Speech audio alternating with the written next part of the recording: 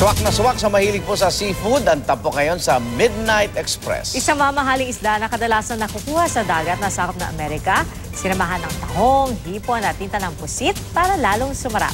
Narito na si Mikael Daez. Ngayong gabi, mukhang seswertihin ako dahil isang medyo mahal na isda ang susubukan natin. Ang pangalan niya ay Chilean sea bass. Tara!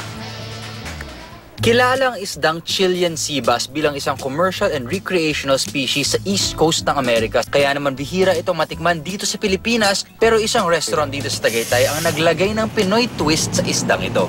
Miss Rhea, ano nga ba ang putahe natin ngayong gabi? What you're going to have, actually, that's our Chilean sea bass. That's one of our best sellers. So the Chilean sea bass takes center stage. Then we have the king prawns. And then we also serve it with squid ink risotto. Pero pagkakainin yan, it's best if you're gonna put the broth. So this is our vegetable broth.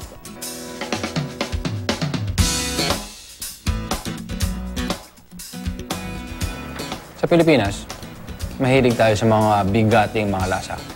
Maalat, maasim, sobrang tamis. This is a bit different. And na-appreciate ko to dahil naiiba siya, pero masarap pa rin. Diba? Kahit naiiba siya sa panlasa natin ng mga Pilipino, ma-appreciate natin to.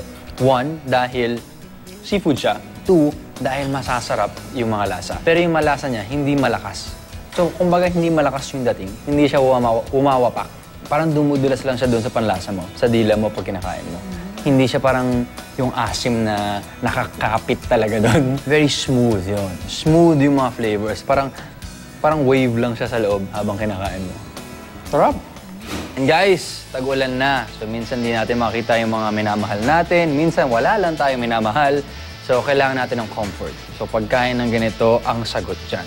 Otherwise, well, sorry na lang. Anyway, ako po si Mikael Daez. This is Midnight Express. Good night.